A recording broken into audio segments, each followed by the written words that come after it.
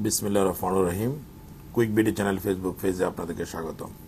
দেশ এবং প্রবাস, বিশেষ করে দোয়া কাতারে যারা আমাদের কুইক বিডি চ্যানেল ফেসবুক পেজের সাথে আছেন, সবাইকে আন্তরিক শুভেচ্ছা এবং অভিনন্দন। ঈদের ছুটি শেষে সবাই যার যার কর্মব্যস্ততা, কর্মস্থলে পৌঁছানোর জন্য ব্যস্ত আছেন। সবাইকে আন্তরিক শুভেচ্ছা এবং অভিনন্দন। আজকে একটা ভিডিও নিয়ে আমরা আসছি। আলোচ্য বিষয় প্রবাসীদের স্বদেশ ভ্রমণ।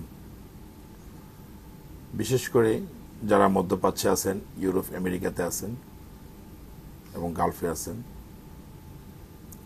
এই প্রবাসীরা প্রবাসে আসে যার কর্মব্যস্ততা নিয়ে এবং উপার্জনের তাগিদে এবং বিভিন্ন কারণের সমস্যার কারণে আপনি 1 বছর, 2 বছর, 3 বছর আপনি প্রবাস আছেন। আপনার স্ত্রী, সন্তান, মা বা ভাই বোনকে রেখে আপনি দূরে সরে আছেন, যেটা ইসলামের দৃষ্টিতেও সঠিক নয়।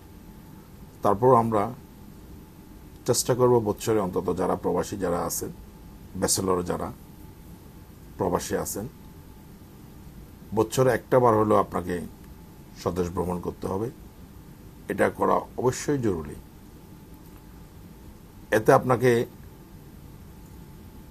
এই যে আত্মীয়তার যে একটা বন্ধন, মায়া মমতা, মা বা ভাই বোন, স্ত্রী সন্তানের যে একটা মায়া মমতা, এই মমতার বন্ধনটুকু সঠিক থাকবে, আন্তরিকতা ভালোবাসা থাকবে, দেশের মাতৃত্বের টানে, দেশের মাটির টানে আপনাকে আপনার গন্তব্যে অবশ্যই আপনাকে আপনার গন্তব্যে পৌঁছাতে হবে।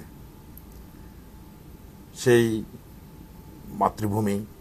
মাতৃভূমিকে ফেলে আপনি যখন লং টাইম, দীর্ঘ সময় যখন আপনি প্রবাস করবেন, তখন একটি ইনকামের একটা যে আপনার ইনকামের জন্য যে আপনি একটু একেবারে যে আস্তে আস্তে যখন ইনকাম আসবে, তখন ওই ইনকামের জন্য একটা আপনার ইমেজ একটা কাজ করবে যে আমি ইনকাম আরো করতে হবে, আরো বাড়াতে হবে।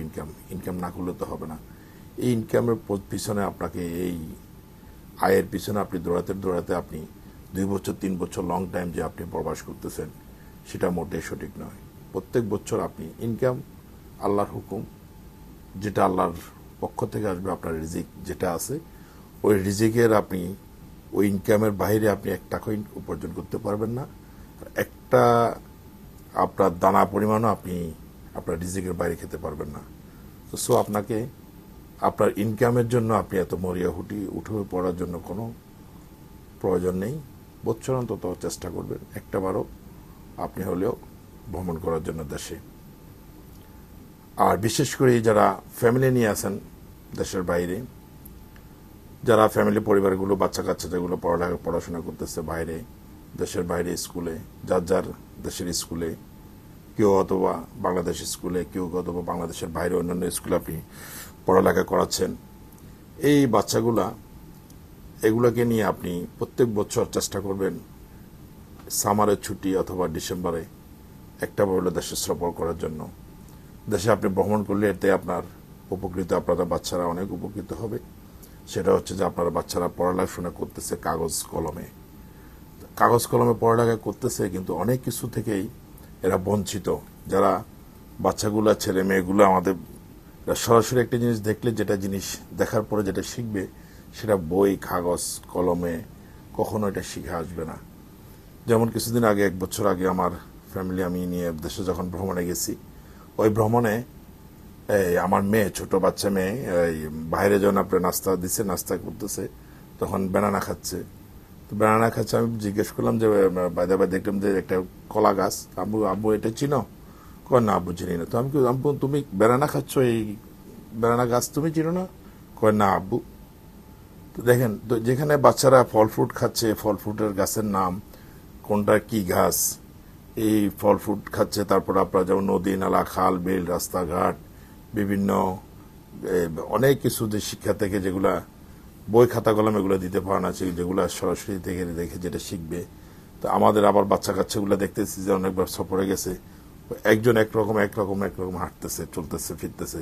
তো তারা জানে না যে এটা আমার কাজিন, এটা আমার ফুফুতো ভাই, এটা আমার মামাতো ভাই, এটা আমার খালাতো ভাই, এটা খালা, মামা, ফুফু, ওরা চিনে না। এই যে কেন চিনতেছে না, 2 বছর 3 বছর 4 বছর আমরা ফ্যামিলির দেশের বাইরে আছি, এই যে আন্তরিকতা, যে একটা ভালোবাসার টান, যে আন্তরিকতার টান, যে আপনার আত্মীয় স্বজনের সাথে যে একটা লিঙ্ক, একটা সম্পর্ক, এটা সম্পর্ক টিকিয়ে রাখার জন্য অন্তত বছরে একটা বার হলো আপনাকে সফর করতে হবে। এই সফর করার জন্য আমি প্রবাসী যারা ফ্যামিলি নিয়ে আসেন সবাইকে আমার অনুরোধ থাকবে, অন্তত বছরের সামারের ছুটি যদি আপনার গরম হয়, গরমে দেশে যদি না যেতে পারেন, তো ডিসেম্বরে হলে একটা বার সফরে যাবেন। আর যারা ফ্যামিলি যদি যারা দেশে আছে, তারা যারা বিদেশ করতেছেন, প্রবাস করতেছেন, তারা অবশ্যই হলো 1 বছরে একবার হলে আপনাকে দেশে যাওয়ার জন্য এটা মাথায় রাখবেন। প্রবাস আমাদের সারা জীবন যাবে না, আমাদের আপন ঠিকানা যেখানে গন্তব্য, আমাদেরকে একদিন একদিন পৌঁছাতে হবে। সে আপন ঠিকানা মানুষগুলোর সাথে, আত্মীয়তার মানুষগুলোর সাথে সম্পর্ক টিকিয়ে রাখার জন্য তাদের সাথে রিলেশন রাখতে হবে।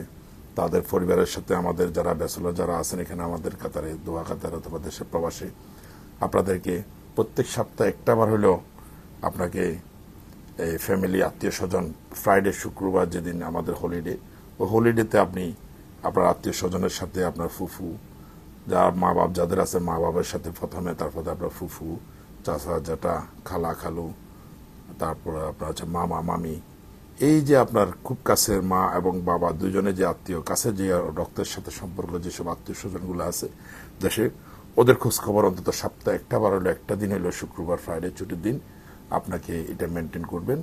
যারা প্রবাস করতেছেন, প্রবাসের প্রতি আমাদের এই রিকোয়েস্টটা আপনাদের থাকবে, এদের সাথে আপনার একটা রিলেশন যদি থাকে, আপনার কি হবে, ওদের যে একটা আন্তরিকতা, যে একটা দোয়া, মন থেকে যে একটা দোয়া, ভালোবাসা, এই জিনিসটা আপনার জন্য সবসময় কাজ করবে ওদের মনে, যে আমার এই লোকটা, আমার ছেলে, আমার ভাগিনা, আমার এই অমুক, এরা আমাদের কাছে সবসময় ফোন করে।